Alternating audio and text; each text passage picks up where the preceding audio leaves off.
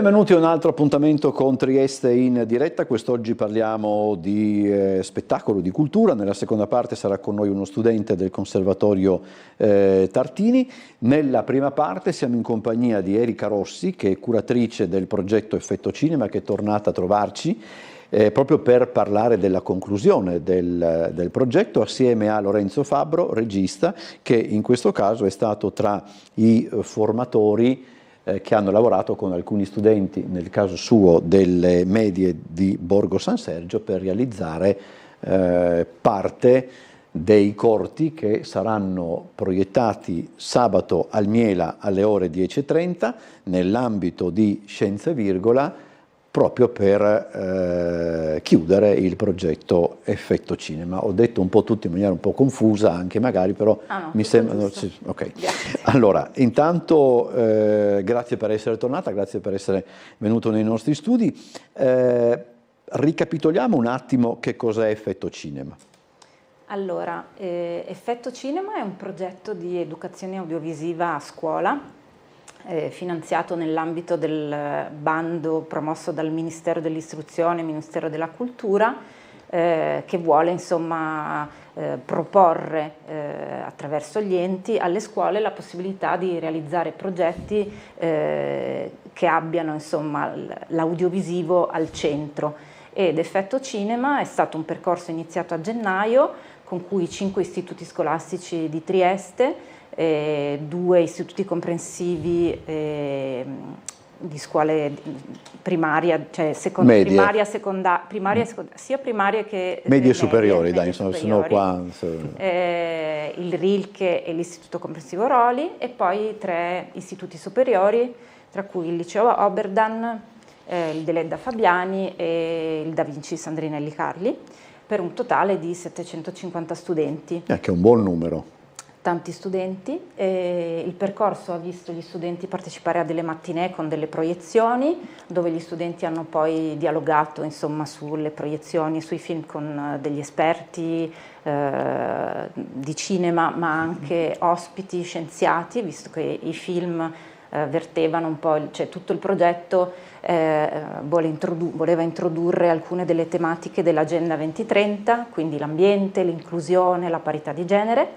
E poi in classe hanno incontrato tanti professionisti del cinema con cui hanno approfondito il linguaggio cinematografico, il montaggio, la regia e la scrittura, e poi siamo approdati alla parte pratica, operativa, con i laboratori, dove gli studenti, guidati da registi, tutti della nostra regione, hanno realizzato dei corti, delle opere audiovisive o di finzione o documentarie.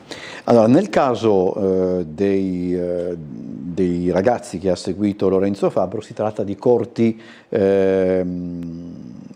narrativi, ecco, insomma, sì, di finzione. Di finzione. Sì. Con i ragazzi delle medie, che credo sia ormai appurato, insomma, è l'età più complicata, più difficile per certi aspetti o forse anche no, ma insomma quantomeno diciamo più curiosa da sì. seguire, immagino. Beh, sicuramente è un'età, diciamo, per così dire, critica, però da questo punto di vista mi sento di dire critica nel senso buono, nel senso che è un'età in cui c'è, come giustamente diceva lei, c'è molta curiosità, e quindi per quanto riguarda il mezzo cinematografico c'è molta freschezza di idee, e lo dico da persona che lavora nel cinema e che quindi bene o male dopo un po' è abituata magari a lavorare in un certo modo, a pensare in un certo modo, e per me la cosa più bella, più stimolante, più arricchente del lavorare con i ragazzi è proprio questo, il fatto che loro hanno un'estrema purezza a livello di idee, a livello di immaginario, e quindi non hanno paura di sperimentare, di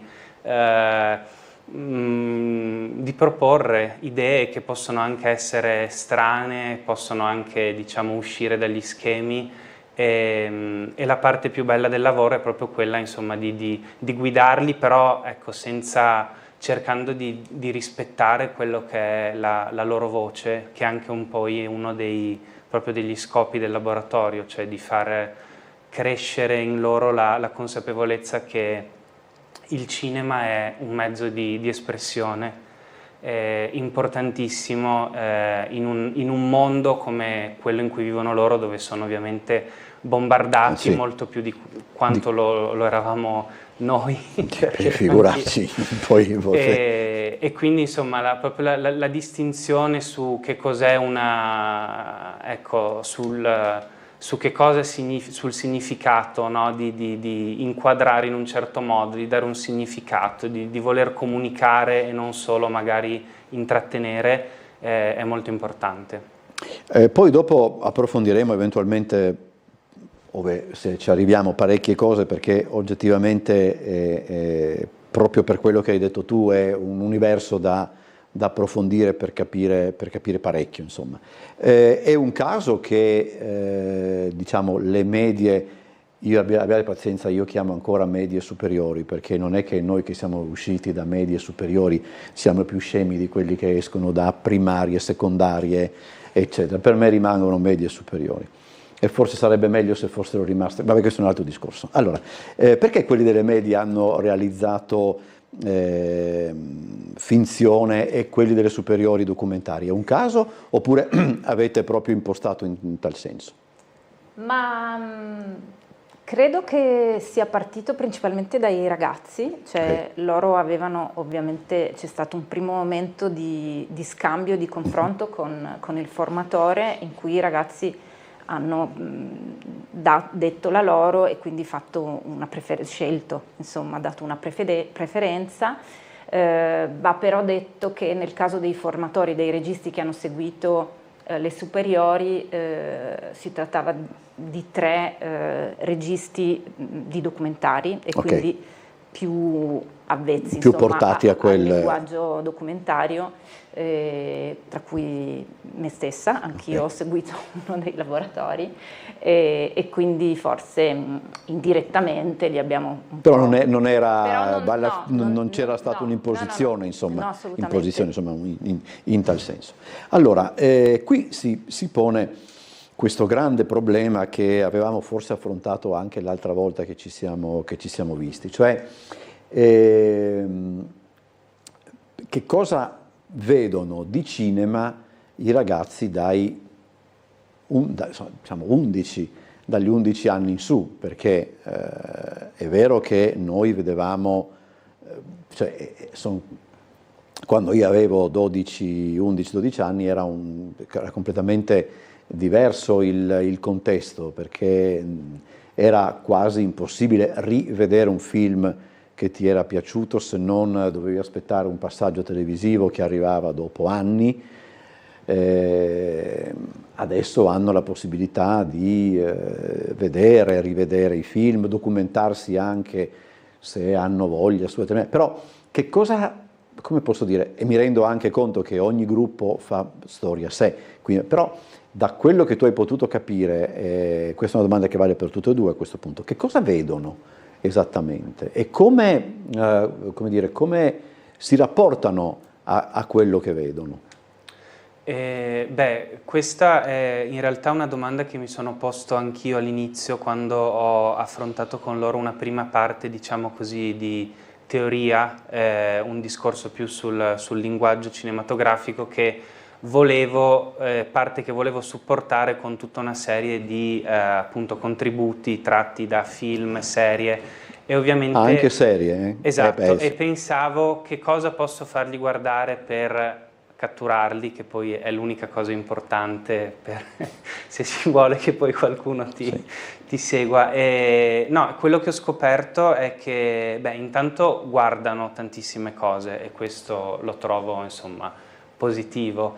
Io parlo ovviamente della mia esperienza, poi Erika può raccontare la sua. Quello che ho notato io è sicuramente le serie vanno forte, quindi la visione più attraverso, diciamo, le piattaforme, quindi a casa davanti alla TV o al computer, piuttosto che andare al cinema, e questa è la parte, diciamo, un po' più così triste, però vanno anche al cinema, insomma, però sicuramente per una questione di di comodità, di moda tutto, e sì. di tutto quello che poi non è proprio soltanto della loro fascia d'età, ma ormai di tutti le piattaforme vincono.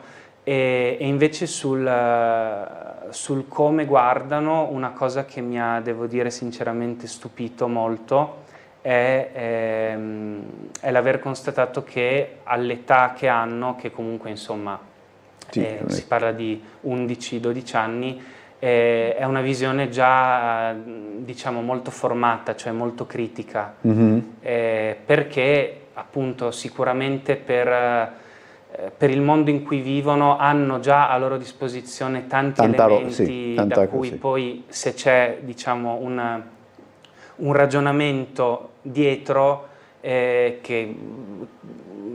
che può essere diciamo messo accanto a quello che il mondo ti offre, può sicuramente portare ad avere già degli strumenti che per esempio io alla mia età non avevo, sì. perché guardavamo molto meno cose, era già molto diverso. Sì. Quindi li ho trovati già molto, molto svegli, molto, molto sul pezzo. Ecco, Tu invece, Erika, che tipo di sensazioni hai tratto? Ma allora, va detto che io ho lavorato con i ragazzi più grandi, sì. e con i ragazzini delle medie ho lavorato anni fa e non direi la stessa cosa che dice Lorenzo, quindi magari è variabile, insomma, nel senso che li avevo trovati un po' acerbi rispetto alle conoscenze, le competenze o comunque... Okay. E invece i grandi sicuramente molto critici e comunque molto diversificati, c'era una parte di ragazzi molto, molto cinefili, molto già preparati, con un background insomma di conoscenze, di film visti notevole, ecco. E altri decisamente digiuni e molto più insomma affezionati alle serie, insomma. Però c'è questo da dire, soprattutto per quanto riguarda le serie, perché è vero che una volta la serialità televisiva, diciamo fino a una ventina di anni fa, era una serialità come posso dire, facilmente era televisione, nel senso io ho visto per curiosità una miniserie degli anni 80 che per quanto riguarda ritmo e tutto devo dire la verità che non aveva niente da invidiare a quelle dei giorni nostri, però dal punto di vista visivo, dal punto di vista del montaggio, dei movimenti di macchina eccetera, anche probabilmente, sicuramente anche dal punto di vista diciamo, dell'investimento, quella era televisione, insomma, no? Nel senso non solo perché era in 4/3 rispetto ai 16 noni. È ben vero che le serie di adesso hanno più cinema delle serie di un tempo, nel senso, secondo me 24 è quella che ha incominciato un pochettino questa nuova tendenza, anche perché veniva trasmessa in 16 noni, eccetera. Cioè, vuol dire, le serie televisive, quantomeno quelle di un certo, come dire, fatte in un certo modo, sono già cinema, non sono più televisione per tutto. Quindi, vedendole, come dire, è diverso rispetto a quelle che potevamo vedere noi, io per esempio ai miei tempi, era del tutto... Cioè Tenente Colombo, che era la serie più bella che noi guardavamo alla televisione, era televisione, insomma, non era cinema. Qui invece adesso mi pare che da quel punto di vista sia un po' cambiato. Sì, mi rendo conto, è come se si aprissero... No, però sicuramente è vero, è un linguaggio anche proprio a livello tecnico molto più vicino al cinema, che è anche, per esempio, penso adesso magari alle serie americane, dove anche a livello attoriale diciamo gli attori di un certo tipo ormai lavorano sulle serie, quindi sicuramente è vero, però poi non lo so, per me il film ha sempre il suo... Cioè il film d'autore di un certo tipo è un'altra cosa ed è giusto, ecco, far vedere che, certo, sì. No, su questo non c'è... Che c'è anche quello. Però perché, poi dopo chiudiamo questa cosa perché sennò effettivamente ci porterebbe via parecchio tempo, perché c'è questa difficoltà non tanto a vedere film film vecchi, diciamo così, film realizzati prima degli anni '80, diciamo, perché poi dopo, logicamente, quando glielo fai vedere, poi dopo, se non sono veramente, insomma, se non sono scemi, lo guardano, apprezzano, però io noto in tutti più o meno, tendenzialmente, questa rigidità, quando gli dici guarda questo film, non so, anche senza per forza di cose imporgli di vedere un caposaldo della storia del cinema, no? Ma se gli dici anche di vedere un film, c'è sempre una sorta di irrigidimento, che ai tempi nostri non c'era perché non avevamo altro, questo mi rendo anche conto, però forse eravamo più aperti a scoprire le cose fatte prima. Non lo so, ecco, insomma. Ma devo dire che rispetto ai ragazzi che ho incontrato col progetto, non so se ci fosse un pregiudizio, un irrigidimento, come dici tu, però nel momento in cui abbiamo visto frammenti di film d'autore, di film anche, insomma, datati, c'è stata una grande risposta, quindi forse è solo un piccolo scoglio iniziale da superare, come qualcosa che arriva da un'epoca, insomma, precedente, insomma, sì, come qualcosa di un po' datato, sì, però in realtà poi c'era molta partecipazione e anzi molta curiosità, interesse, perché ovviamente, come sappiamo bene, insomma, il cinema d'autore anni 70, anni 80 ha tanto... Sì. Tra l'altro, a riprova di che quello che dici è vero, un paio di settimane fa, parlando con un ragazzo di 18 anni, siamo stati 20 minuti a discutere della parola ai giurati di Sidney Lumet, quindi insomma, cosa che, voglio dire, mi capita abbastanza di rado, per dire la verità, però è capitata, insomma. Allora, chiudiamo, perché, ripeto, questo è un discorso che poi ci porterebbe... Potremmo stare qui a parlare probabilmente tutta e comunque ho letto proprio oggi un articolo che diceva che la Gen Z, chi? La generazione Z va moltissimo al cinema. Cioè, quindi sì. I giovani tornano al cinema e sono cinefili, ma con grandi numeri. Beh, questo non è male effettivamente, anche perché bisogna anche puntare su di loro. Ecco, insomma. La realizzazione dei corti, l'hanno fatto loro, come è avvenuta poi dopo? Allora,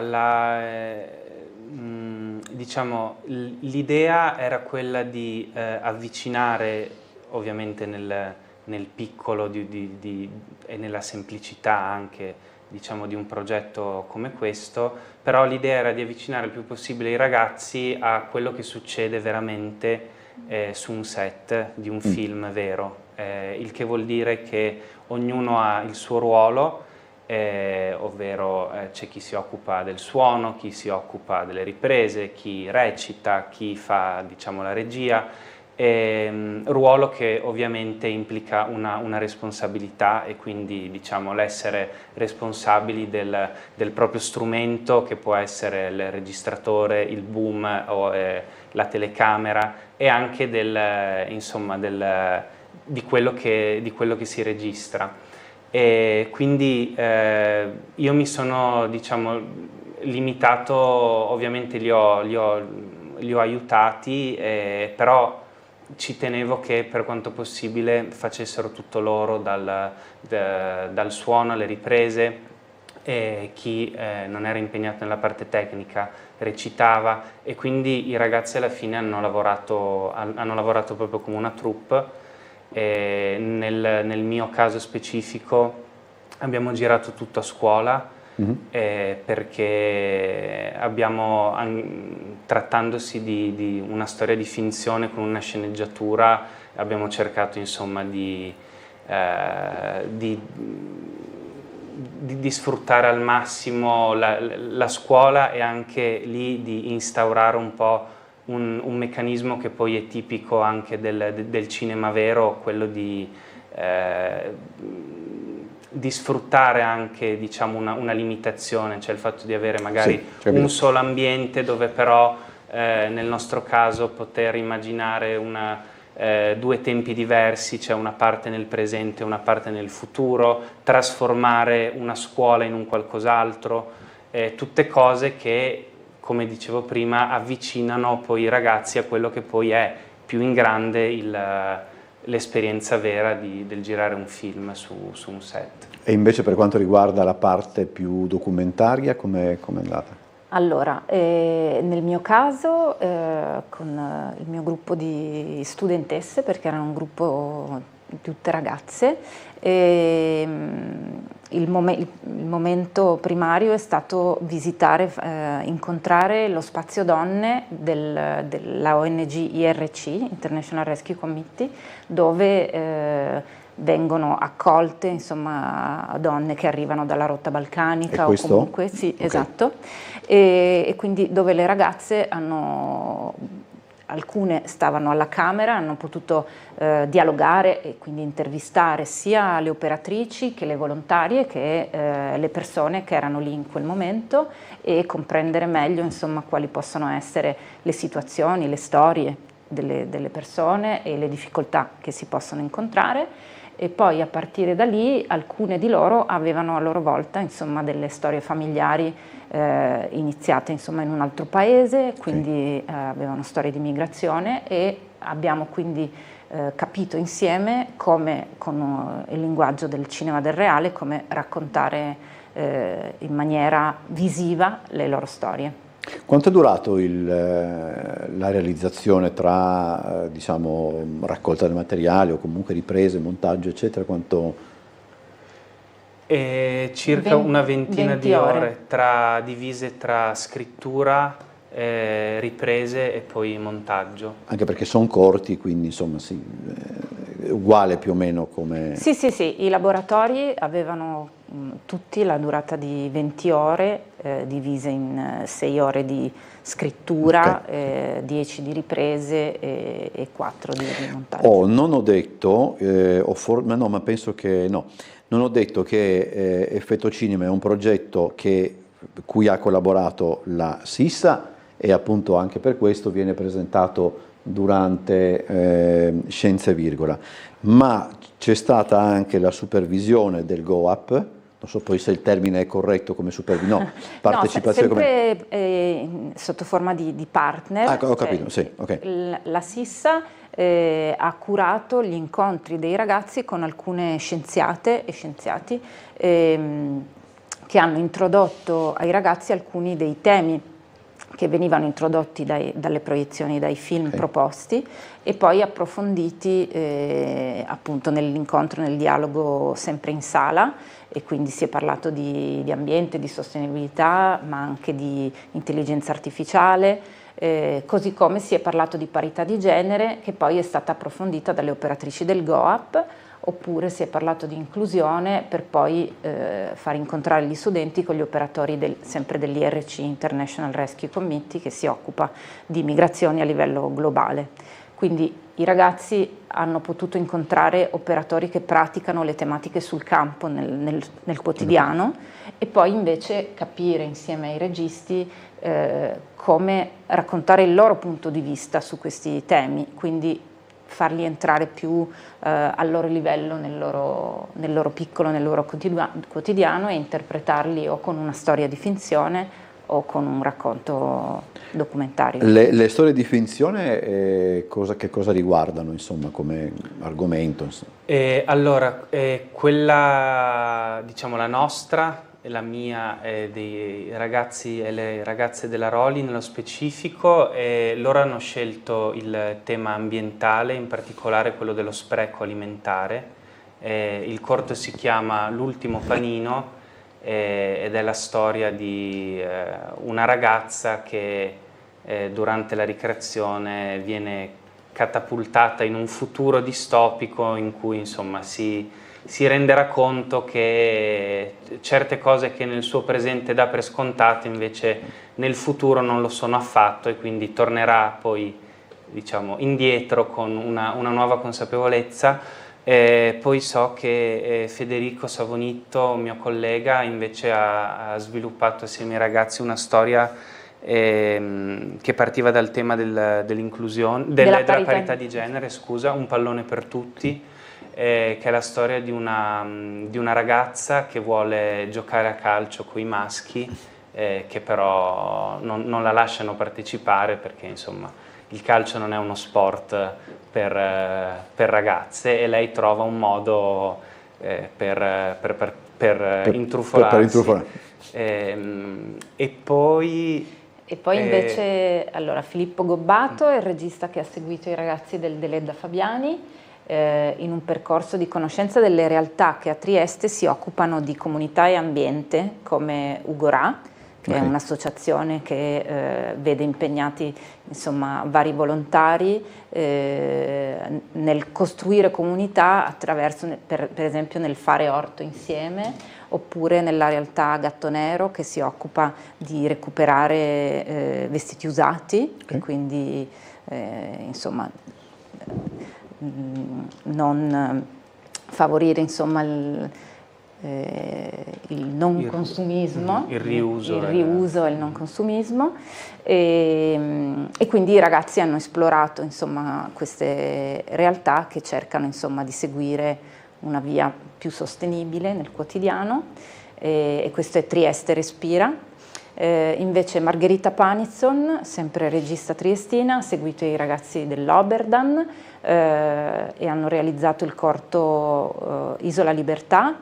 I ragazzi hanno incontrato dei ragazzi afghani in Piazza Libertà e hanno potuto conoscerli, incontrarli e capire soprattutto che cosa accomuna loro stessi con ragazzi che vengono da così lontano, e anche ovviamente conoscere le loro storie.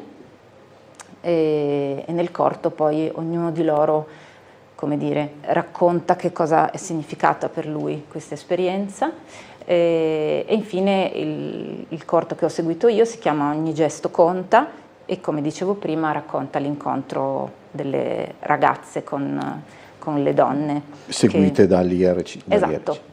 Ok, allora ricapitoliamo. Questi corti verranno proiettati sabato alle 10:30 al Teatro Miela, proprio nell'ambito di Scienza e Virgola. A me viene sempre da dire punto e virgola perché io devo aver sempre scritte le cose, quindi Scienza e Virgola, che è la manifestazione promossa dalla Sissa per credo che sono arrivati all'anno numero 9 o numero 10. Il 10° anno. Il 10° anno, Festival quindi insomma, dell'editoria scientifica. Ecco, così è corretto perché io già mi perdevo.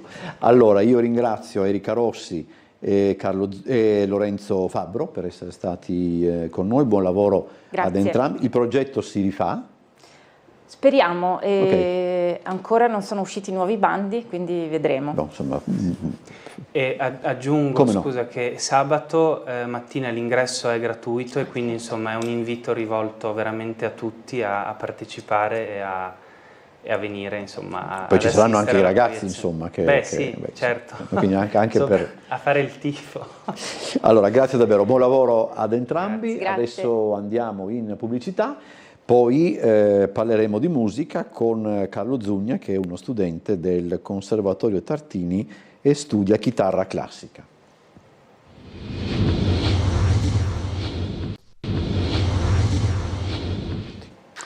Seconda parte di questa puntata di Trieste in diretta. Come annunciato, siamo in compagnia di Carlo Zugna, che studia chitarra classica al Conservatorio Tartini, ma che è anche impegnato quest'anno con la maturità classica proprio al liceo musicale, il Dante. che è il Dante Carducci Dante, insomma, la mia scuola, quindi, insomma, quindi mi raccomando, affrontate gli esami con calma, anche se tutti quanti non vi farà diventare matti in questo periodo.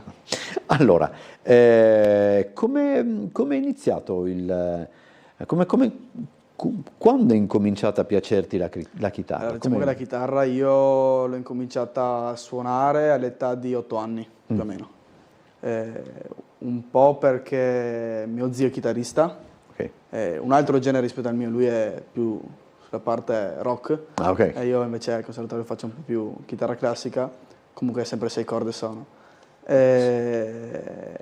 E dopo sono andato avanti, alle scuole elementari facevo il corso di chitarra, poi mi sono iscritto a una scuola privata e poi ho incominciato col conservatorio 8 anni fa. Ma è vero che è comunque uno degli strumenti, come dire, attraverso i quali si incomincia, cioè io penso che ci sia la chitarra, il piano probabilmente e forse il violino sono i tre. Il violino è già più complicato. Ah, ok. Sì.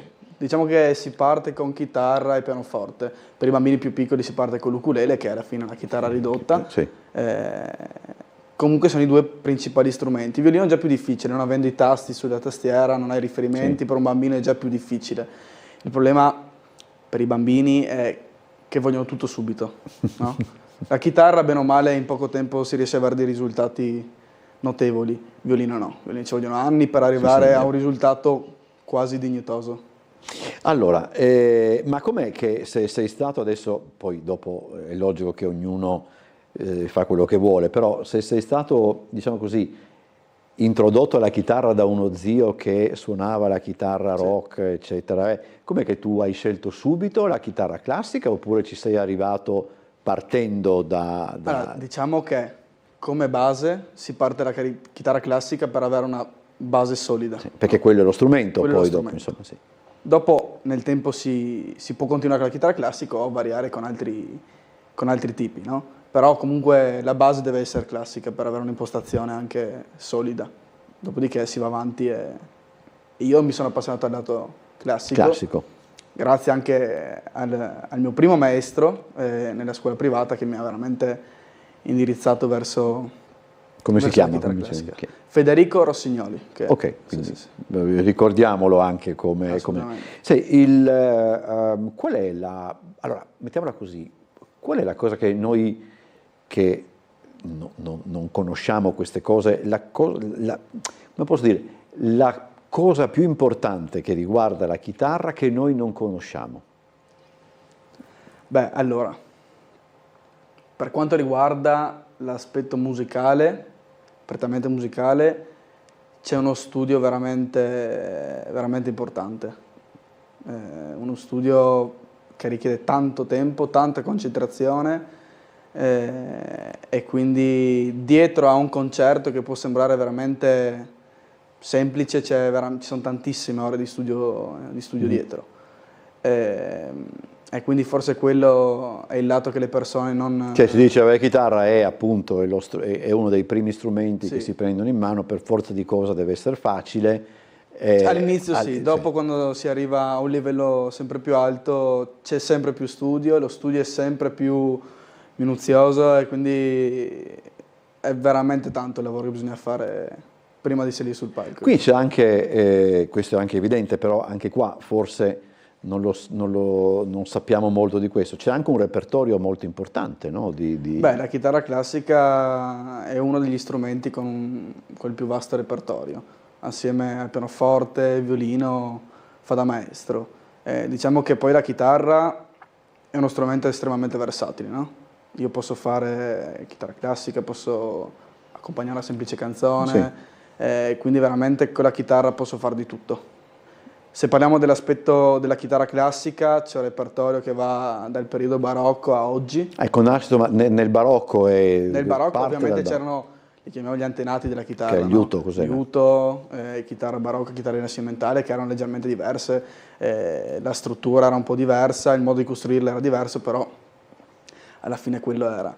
Intorno al Novecento si è creata la chitarra come Cioè la quella vediamo che noi oggi. conosciamo. Quella che conosciamo noi oggi è agli inizi del Novecento. Quindi è relativamente giovane. È uno strumento giovane, quello che vediamo noi adesso. Sì, sì, sì. Anche se noi andiamo a guardare la chitarra del periodo rinascimentale ed era estremamente simile, no? Le differenze principali erano le corde, che non esistendo il nylon c'era il budello, i tasti sulle tastiere che erano appunto un budello arrotolato sulla tastiera, i legni erano molto più sottili, molto meno trattati, quindi gli strumenti di conseguenza si rovinavano molto più facilmente, no? Però alla fine suonava in maniera abbastanza simile. Qual è l'altro strumento con cui la chitarra dialoga più volentieri? Beh, la chitarra suona benissimo in duo con un flauto traverso. Di solito la chitarra fa una parte di accompagnamento, no? Però comunque col flauto traverso suona molto bene, col violino suona molto bene. Col violino? Col violino è un bel abbinamento.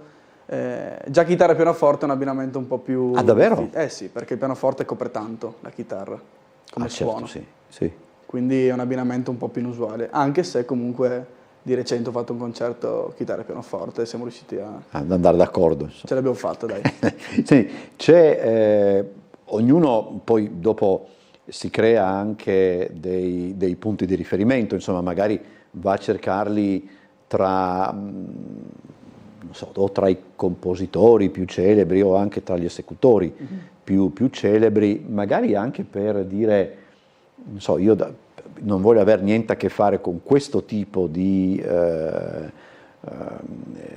con questo modo di suonare, oppure questo è quello a cui io mi ispiro, eccetera. C'è qualche personalità, insomma, conosciamo magari i nomi, ma ai quali tu guardi con una certa attenzione, per ragioni anche le più personali possibili? Beh, allora, qua in Italia, per quanto riguarda gli esecutori, siamo molto fortunati. Abbiamo dei musicisti a livello chitarristico fortissimi, veramente ambiti a tutto il mondo, specialmente nella zona sud, no? Napoli, quelle zone là, ci sono chitarristi pazzeschi.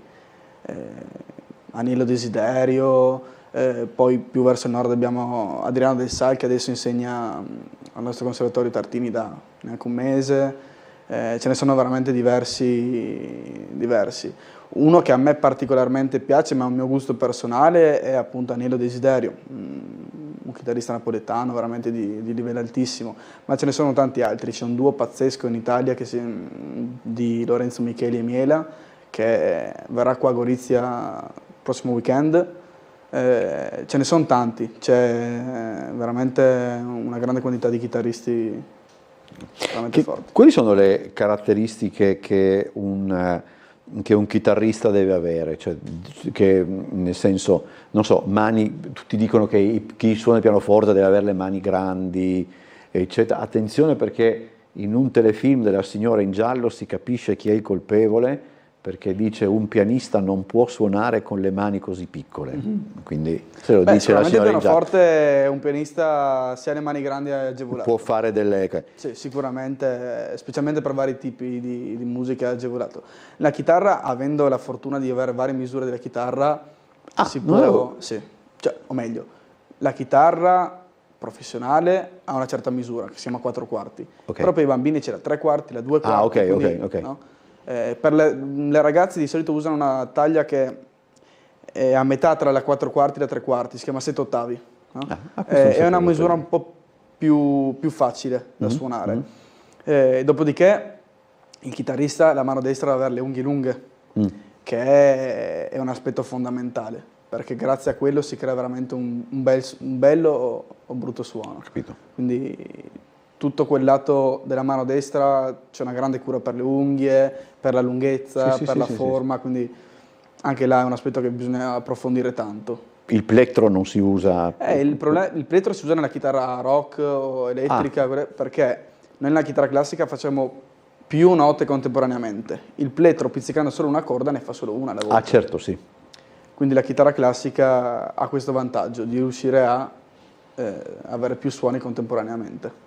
Tu hai incominciato, diciamo, perché poi un conto è imparare a suonare uno strumento, un conto è suonarlo, non so, per conto proprio, eccetera. Un altro discorso è poi quando si incomincia a suonare, diciamo pure ad esibirsi, ecco, insomma, magari anche si incomincerà in famiglia probabilmente, Sì. di solito quelle sono delle vere e proprie ordalie, e per chi suona e delle volte anche per chi ascolta, ma questo è un altro discorso.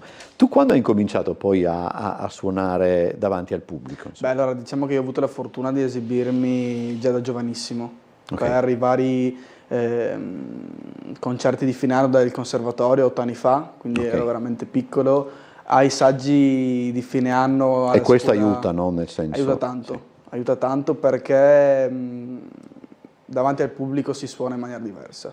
Se uno a casa suona al 100%, davanti al pubblico suona al 60%. Quindi... Perché? Perché entra in gioco il lato emotivo. Il lato emotivo fa tanto. Avere davanti tante persone che non conosci, che quindi potrebbero essere anche esperti di quello strumento. Sì, non conosci tutte le persone che ti stanno ad ascoltare. Quindi non sai chi c'hai davanti e non sai cosa può pensare. L'obiettivo è riuscire a trasmettere qualcosa. Grazie allo strumento. Ma non riuscite, adesso non vorrei far partire un'analisi, eccetera, non riuscite a strafregarvene, cioè andare là, dici, chi se ne frega di chi io suono per me? È una cosa che si riesce a fare dopo tante volte. Dopo tanti anni si riesce a avere... Oppure uno lo ha di carattere. O uno ce l'ha di carattere, che purtroppo però è veramente inusuale. Sì, poi probabilmente sarebbe anche controproducente a livello artistico, perché non puoi non sentire le vibrazioni che ti arrivano. Bisogna avere un contatto tra lo strumento e il pubblico, no? Là è solo questione di esperienza. Più si suona davanti al pubblico, più ci si abitua, e più diventa anche divertente, cioè diventa più divertente dialogare col pubblico attraverso la musica, no? Ok. E tu però, negli appunti che mi ha mandato Chi Sapete, tu, tra l'altro, durante le conferenze che teneva Don Ettore in Sala Paolo VI, tu facevi anche degli stacchi, insomma, degli interventi. Era 9 anni fa. Okay. Quindi già avevi 10 avevo anni? 10 anni, 10-11 anni, e quindi anche là avevo avuto occasione di suonare in pubblico. Sì, facevo. E sceglievi tu le... Sì, sceglievo io sotto una guida, comunque magari dei miei maestri, così. Sì, non potevi accennare a Sympathy for the Devil in quella circostanza, insomma, comunque, però... quindi... Sì. Senti, e mi sono distratto un attimo, ma adesso riprendo filo. Sì, dicevamo appunto, suonare in pubblico è una cosa appunto completamente differente, eccetera.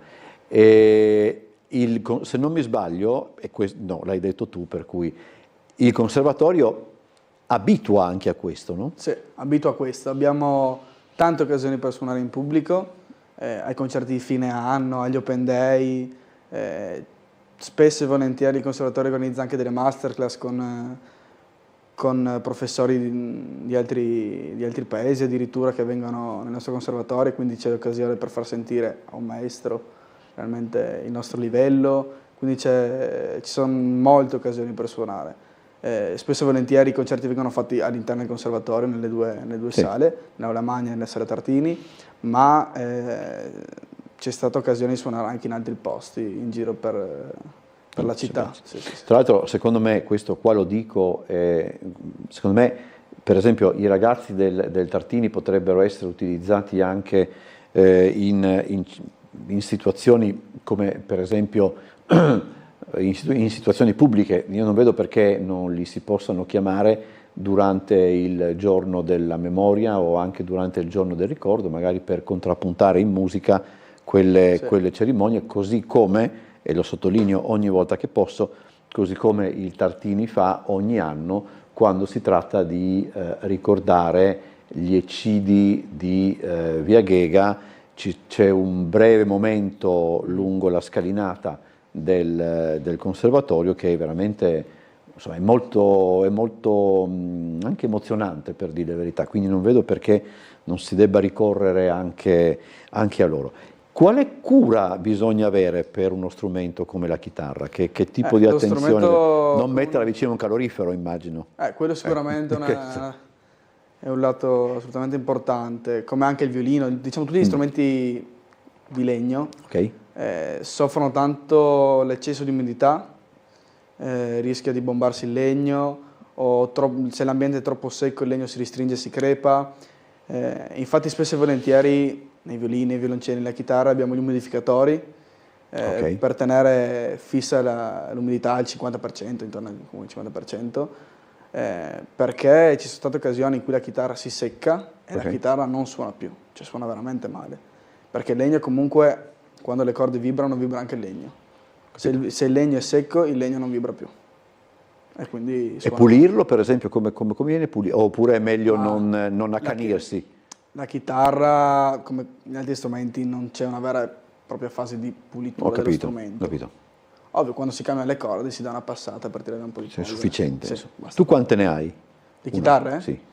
Ma io ne ho 2, ne avevo una terza, adesso non ce l'ho più. Sì, 2.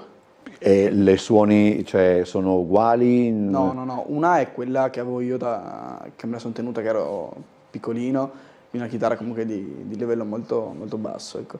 Però l'hai tenuta per... L'ho tenuta assolutamente, sì. Invece quella che uso adesso è una chitarra di luteria. E che è quella che noi avremmo voluto far vedere, però proprio per, insomma, anche per rispetto, eccetera, qua non si sa mai, ancora succede qualche cosa, accade, francamente meglio di no, insomma, per cui, però lui l'ha portata e quindi c'è. Allora, adesso tu, appunto, devi fare l'esame di maturità, eccetera, quindi sarai concentrato su quello probabilmente per il prossimo mese, in pratica, anche un pochettino di più.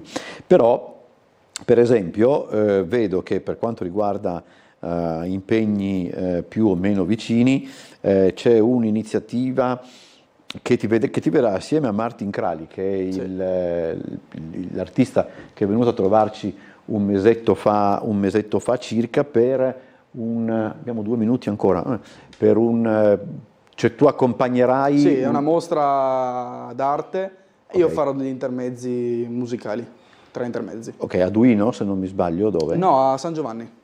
A San Giovanni, ok, perfetto. E invece c'è anche un'iniziativa che ti vedrà in concerti in Basilica per Culto Musica, però a novembre. A novembre, quello più avanti. Con un repertorio? Ma repertorio ancora da definire, ho già un'idea, non solo chitarra sola, ma anche con cantanti, un pianista, adesso devo un attimino mettere sul programma e decidere. Ok, sì. E chiudiamo allora, purtroppo il tempo poi vola davvero quando poi si chiacchiera piacevolmente, quindi non ci si rende conto del tempo che passa. Desideri, nel senso... Desideri, il mio sogno è riuscire ad andare avanti con la musica, fare il concertista, vivere di quello, quindi si spera... Che non è semplice. Non è semplice, però spesso volentieri i concertisti abbinano anche la parte di insegnamento, no? Sì. Si spera di andare avanti così. E guai se uno non dovesse continuare ad avere queste idee, insomma. Allora, io ringrazio Carlo Zugna per essere stato con noi. Mi raccomando, con la maturità, affrontatela con calma e anche con una certa spavalderia, perché poi, insomma, i problemi forse arrivano anche dopo, insomma, però comunque è un primo appuntamento importante, insomma, che non bisogna prendere sotto gamba, però, insomma, non bisogna nemmeno, come si dice in Francia, diventare matti drio, ecco, insomma. Grazie, buon lavoro, buona estate. Noi adesso, non andiamo in pubblicità, noi chiudiamo questa puntata, ci vediamo domani, come sempre alle 17:55.